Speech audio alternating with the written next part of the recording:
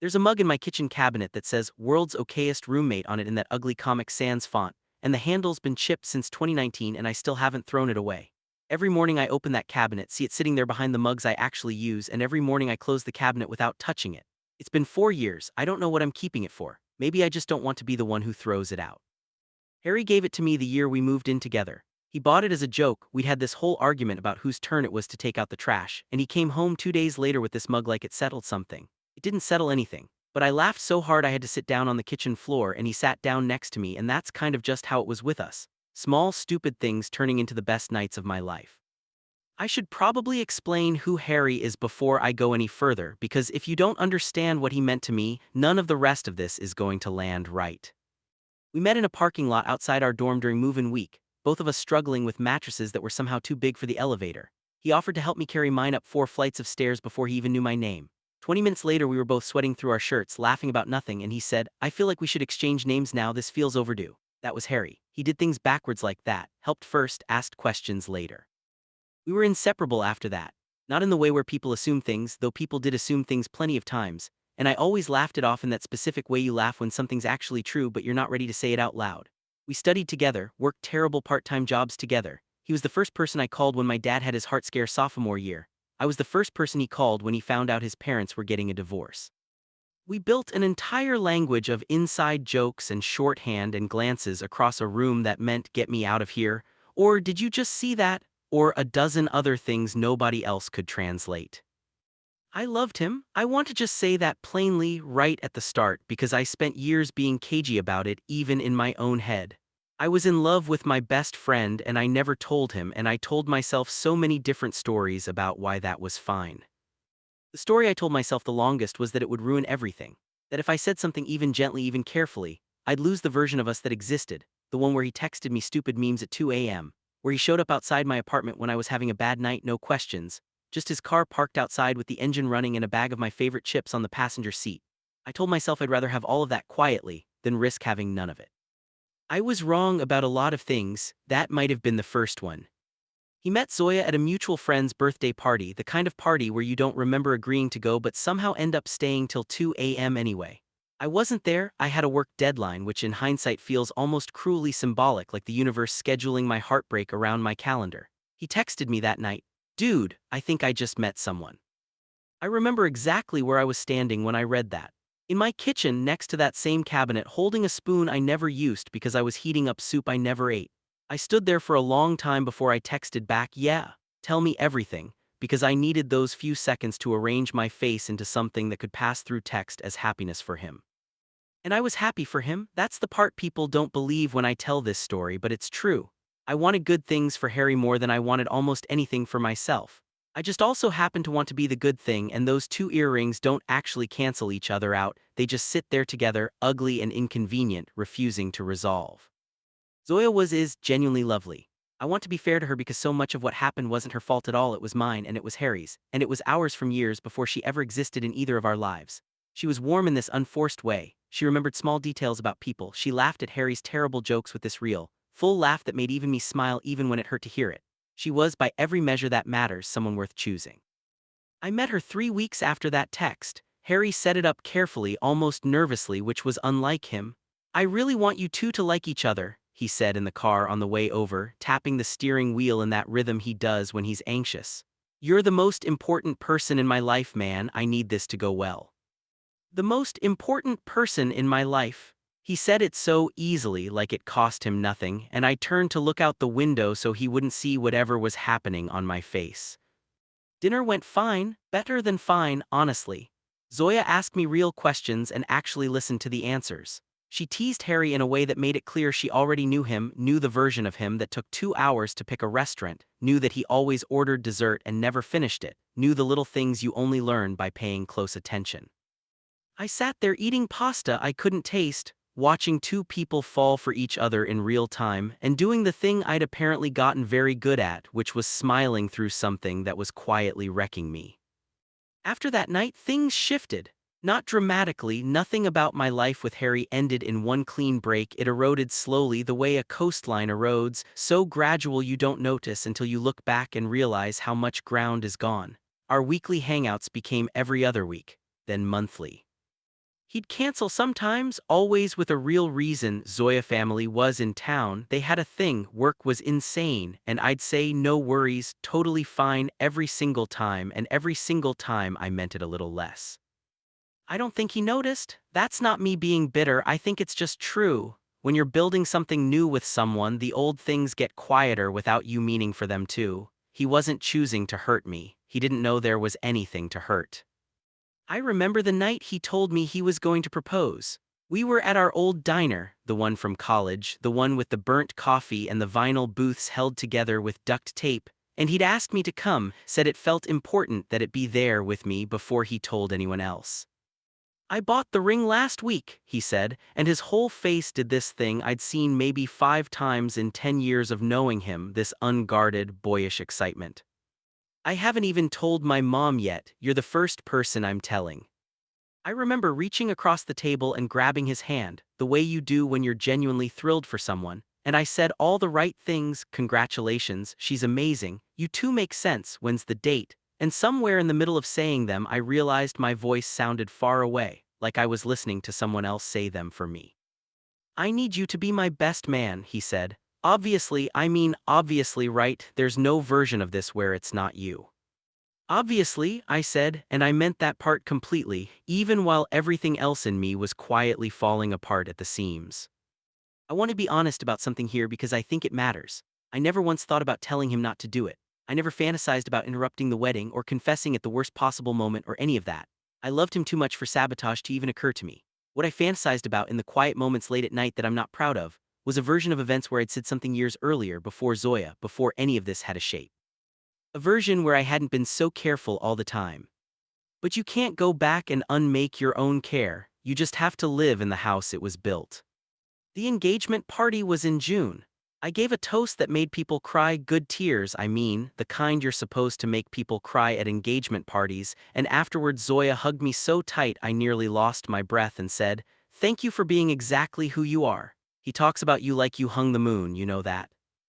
I laughed and said something deflecting, and she didn't know, couldn't have known what those words did to me. Hung the moon. And still, somehow, not the one he wanted standing next to him when the sun came up. I started pulling away after that. Slowly at first in ways I convinced myself weren't really pulling away at all, being busy, letting texts sit longer before I answered them, finding reasons the wedding planning meetings didn't quite work with my schedule. I told myself I was being respectful, giving them space to build their life together. Really, I think I was trying to practice missing him before I had to do it for real. Like training for a marathon you already know you're going to run. He noticed that time. Of course he did. Harry always noticed more than people gave him credit for. He just usually chose to be gentle about what he noticed rather than confront it head-on. He showed up at my apartment on a Tuesday night in September, no warning, still in his work clothes, tie loosened, looking like he'd come straight from somewhere without stopping to think about it. "You've been weird," he said, standing in my doorway before I'd even fully opened the door. "For like 2 months, you've been weird and distant, and I keep telling myself I'm imagining it, and I'm not imagining it."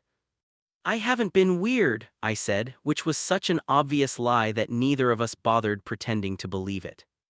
"You missed the tasting," he said. "You missed Zoya's birthday. You've missed like everything, and every time I ask you why you give me this." He gestured vaguely at me, at my whole self standing there in the doorway, this fine normal nothing's wrong voice, and I know that voice, man. I've known that voice for 10 years, that's your not actually fine voice. I let him in because I didn't know how not to.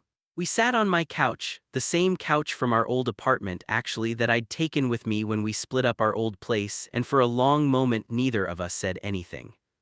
"Talk to me," he said finally, quieter. "Please, I don't know what I did, but whatever it is, I need you to just tell me because I can't lose you over something I don't even understand."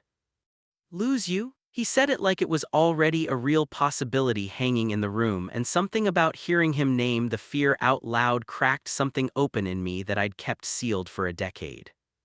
"You didn't do anything," I said, and my voice came out rougher than I meant it to.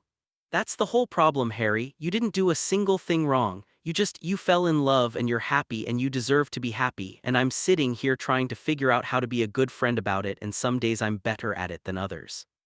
He went quiet, really quiet, the kind of quiet where you can see someone's brain working behind their eyes, turning something over, trying to find the shape of it. What does that mean? He said slowly. Like specifically, what does that mean? I could have lied. I've been lying in the softer sense of the word for 10 years. Omission is its own kind of lying, I've learned, even if it doesn't feel like it at the moment. I looked at him, at this person I'd loved longer and more completely than I'd loved anyone else in my life, sitting 3 feet away from me on a couch we'd hauled up 2 flights of stairs together back when we were 20, and I thought, if not now, when? If not him, who else was ever going to get the truth?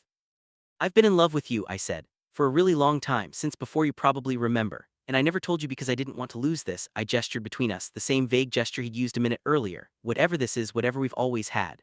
And now you're marrying someone wonderful and I'm happy for you, I really am, but I don't know how to sit at your wedding and watch it happen and also just be fine. I don't know how to do that yet, that's what's wrong. That's what's been wrong for 2 months. The silence that followed felt like it went on for an hour, though it was probably only 10 or 15 seconds. Harry sat there with his mouth slightly open, like he was about to say something, and kept losing the words before they reached his mouth.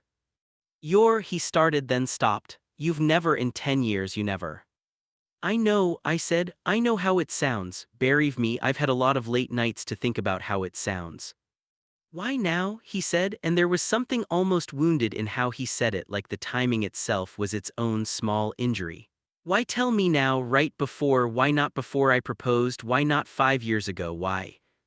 Because I was a coward, I said, and it was the first time I'd said that word about myself out loud, and it felt like setting something down I'd been carrying so long I'd forgotten it was heavy. Because I loved having you in my life more than I trusted myself to survive not having you in it, and telling you felt like gambling both. So I never rolled the dice. I just kept us exactly where we were and told myself that was enough. He put his head in his hands. Not dramatically, just tired, like the weight of 10 years of not knowing had suddenly landed on him all at once. I have to go, he said, finally standing up. I need to think. I can't just. Zoya, we're getting married in 4 months and you're telling me I can't process this standing in your living room. I need to think. I know, I said. Go, I'm not asking you for anything, Harry. I just couldn't keep lying to you about why I've been distant. You deserved the truth more than I deserved the comfort of not saying it. He left without hugging me, which had never happened before in the entire history of our friendship. Not once, not after fights, not after anything. I stood at my window and watched him get into his car and just sit there, not driving, for almost 10 minutes before he finally pulled away. I didn't hear from him for 11 days. 11 days doesn't sound like a lot when I say it now, but I counted every single one of them like a prisoner marking a wall. I didn't reach out. I'd decided that much was owed to him, the space to sit with what I'd said without me crowding it. But God, it was hard. I'd check my phone constantly and then hate myself for checking it. I went back to work like normal, told my coworkers I had a stomach bug when they asked why I looked wrecked. And mostly I just existed in this strange suspended place where I didn't know if I'd blown up the most important relationship of my life or finally been honest in a way that might eventually matter. On the 11th day, he texted me one word: diner. We sat in the same booth, the same duct-taped vinyl, and he looked like he hadn't slept in 11 days either, which somehow made me feel less alone in the wreckage. I talked to Zoya, he said, before I'd even finished sitting down. I told her everything, what you said. I didn't think it was fair to sit on it, not from her. My stomach dropped somewhere near the floor. Okay, I said carefully, how'd that go? She wasn't surprised, he said, and something about the way he said it made me look up sharply. That's the thing. I told her, all nervous, thinking it was going to be this huge bomb, and she looked at me and said, I know, Harry, I've known since the engagement party. Anyone who's watched the two of you in a room together for 5 minutes knows. I didn't know what to say to that. I still don't fully. She wasn't angry at you, he continued. She was angry at me, actually. Not for loving her. She knows that's real. She knows what we have is real. She was angry because she said she could tell something in me had been holding back a piece of itself this whole time, and she'd been telling herself it was just how I was wired, and hearing your name attached to it made her realize it had a shape the whole time. She said she deserved someone who wasn't split in half even a little bit. Her words. Split in half. Harry, I said quietly, I never wanted this. I never wanted to be the reason your relationship. You're not the reason, he cut in, sharper than I expected.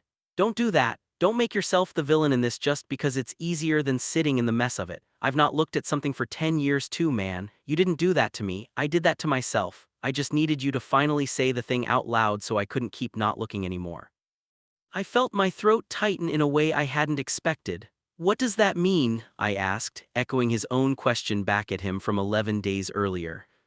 He was quiet for a long moment, turning his coffee cup slowly on the table, not drinking it, just needing something to do with his hands.